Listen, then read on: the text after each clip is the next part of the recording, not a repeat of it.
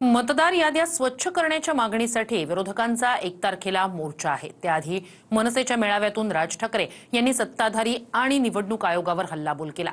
मतांची चोरी करून सत्ता राबवता असा आरोप राज ठाकरे यांनी केला। तसंच एकनाथ शिंदेंवरही त्यांनी निशाणा साधला। पाहूया।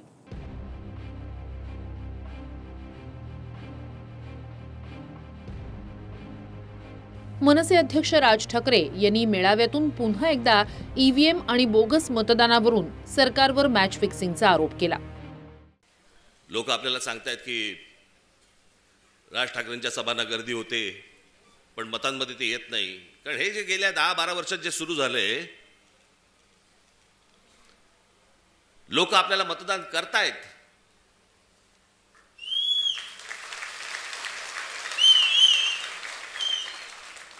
पण या सगळ्या भानगडीमधनं आपल्याला दरवेळेला पराभव पत्करावा लागतो। अनेकांना वाटेल की बाबा मी काहीतरी कारण देतोय। कारण काय द्यायची? अख्खा देश बोंबलतोय। आणि या सगळ्या प्रक्रियेमधनं मग सत्तेमध्ये यायचं आणि मग हवी तशी सत्ता राबवायची। मतदार याद्या स्वच्छ करा, अजून 1 वर्ष लागलं तरी चालेल, 1 वर्षाने निवडणुका घ्या, काय फरक पडतो? उद्या आज जर जे सत्तेवरती आहे त्यांचा जर समजा विजय झाला, मतदार याद्या पूर्ण पारदर्शक झाल्यानंतर आम्हाला मान्य आहे। पण ह्या सगळ्या गोष्टी सगळ्या लपवायच्या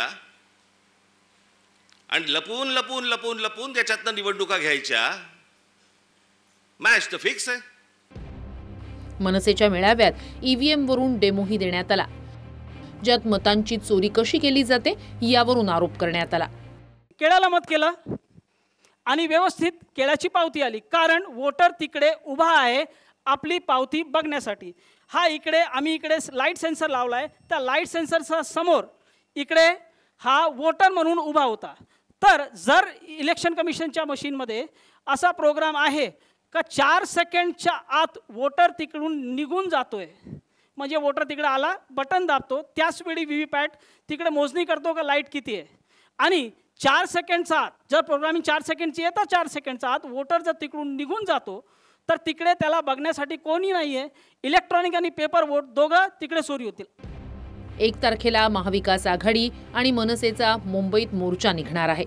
हा मोर्चा दणदणीत करा असं आवाहनही राज ठाकरे यांनी केलं।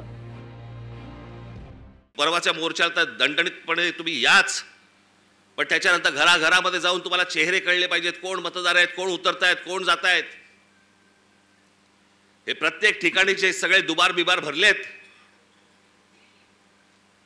हे सगळे नष्ट केले पाहिजेत। टप्प्याटप्प्याने आपल्याला पुढे जायला लागेल।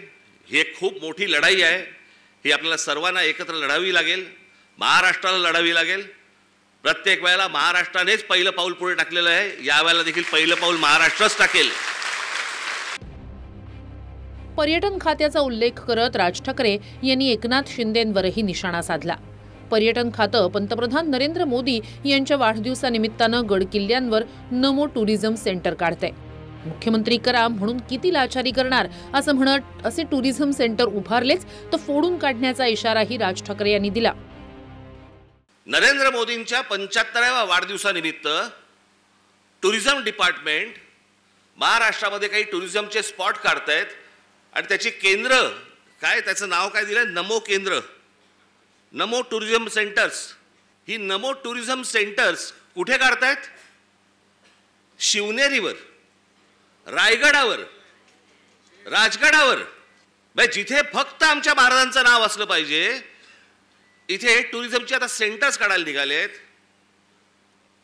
मी आत्ता सांगतोय, सत्ता असो नसो, वर नाही, खाली नाही, आजूबाजूला नाही, कुठेही नाही,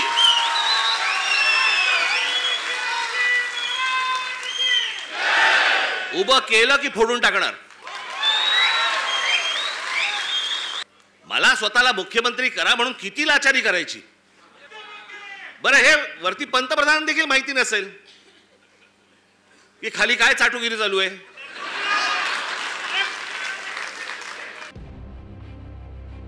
निखिल चव्हाण, TV9 मराठी, मुंबई।